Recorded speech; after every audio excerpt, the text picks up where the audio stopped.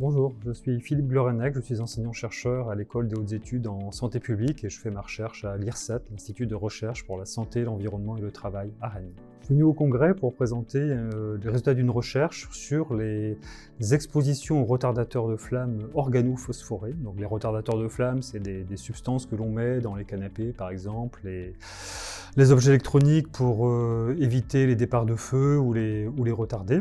Donc étudier l'exposition à ces retardateurs de flamme phosphorés et le développement de l'enfant. Alors on s'est posé cette question de l'exposition aux retardateurs de flamme phosphorés parce que on a de plus en plus utilisé ces substances phosphorées pour remplacer les vieux retardateurs de flamme qui étaient les polybromés, les PBDE pour les spécialistes. Et donc les phosphorés font partie des substances retardateurs de flamme qui ont un petit peu envahi nos objets du quotidien.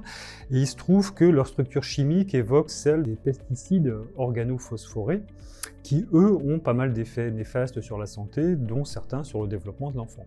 Et donc on s'est dit, peut-être que, puisqu'il y en a partout, on en retrouve aussi à l'intérieur du corps des enfants notamment, et peut-être que certains d'entre eux ont un effet sur le développement de l'enfant. Donc ce sont les hypothèses que l'on a cherché à tester, et pour ça on a utilisé la cohorte mère-enfant ELF, qui est une cohorte nationale, qui a embauché près de 20 000 couples mère-enfant. On en a pris quelques-uns, on a mesuré l'exposition avant la naissance en mesurant ces retardateurs de flamme phosphorés dans le cheveu de la maman, donc au moment de la cheveux récoltés au moment de la naissance. L'exposition qu'on appelle postnatale, donc après la naissance, on l'a mesurée sur le cheveu de à peu près 400 aussi enfants, récoltés à 3 ans et demi. Et à 3 ans et demi, il y avait également eu des tests de développement cognitif de l'enfant. Et nous, on a utilisé un test dit d'intelligence non verbale avec des histoires de concordance d'images que l'enfant doit utiliser. Je ne rentre pas dans les détails. Alors, ce qu'on a trouvé, c'est que sur les 15 retardateurs de flamme phosphorés que l'on a cherchés dans les cheveux des mamans et dans les cheveux des enfants, eh bien, il y en a 9 qui sont présents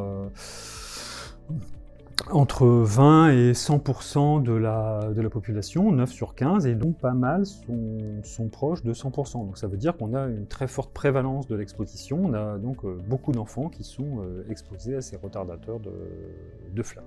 Alors, pour ce qui est de l'incidence sur le développement de l'enfant, je ne peux pas vous donner trop de détails parce que les résultats ne sont pas encore publiés, mais ce que je peux vous dire, c'est que le hasard n'aurait pas donné autant de résultats positifs que ceux que l'on a pu observer. Donc bon, c'est une première étude un peu exploratoire parce qu'il n'y a pas beaucoup d'études sur les retardateurs de flamme phosphorés et le développement de l'enfant. Donc ça gagne à être...